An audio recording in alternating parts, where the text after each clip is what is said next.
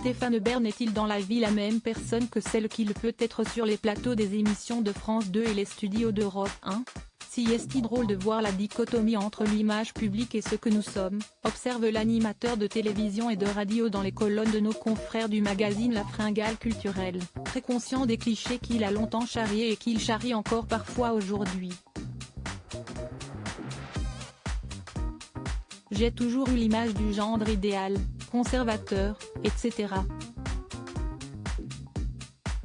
Concède Stéphane Bern, qui revendique une vraie liberté. Mais il observe aussi que, parmi ses collègues, la dichotomie entre image publique et réalité naît aussi parfois de comportements qu'il récuse. Nombreux sont ceux qui ont la grosse tête et qui sont odieux une fois sortis des plateaux, dénonce Stéphane Bern dans cette même interview. En 30 ans de carrière, j'ai pu constater que des personnes étaient adorables avec moi, mais horribles dans la vie. Moi, j'essaie d'être le même. Stéphane Bern et la télé, un bal des égaux. Le présentateur de Secrets d'Histoire, du monument préféré des Français, de l'Eurovision, du concert du 14 juillet et de la grande soirée du 31, pour ne parler que de ses activités sur France 2, estime ainsi avoir gardé la tête froide grâce à ses parents. Mon éducation stricte m'a également appris à considérer tout le monde au même niveau.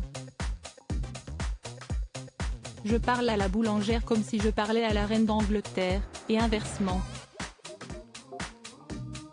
Chaque être humain mérite la même considération, estime l'animateur auprès de La Fringale Culturelle. Car Stéphane Bern explique avoir grandi sous les pics de ses parents, qui lui auraient, selon lui, appris une certaine humilité. Sans cela, une forme d'égotisme insupportable se crée dans le bal des égaux qu'ouest parfois le paysage audiovisuel français, dénonce-t-il dans ce même média, sans jamais citer de collègues. Il faut savoir faire son travail sérieusement sans pour autant se prendre au sérieux. Voilà qui est dit. Crédit photo, Olivier Huitelpoul.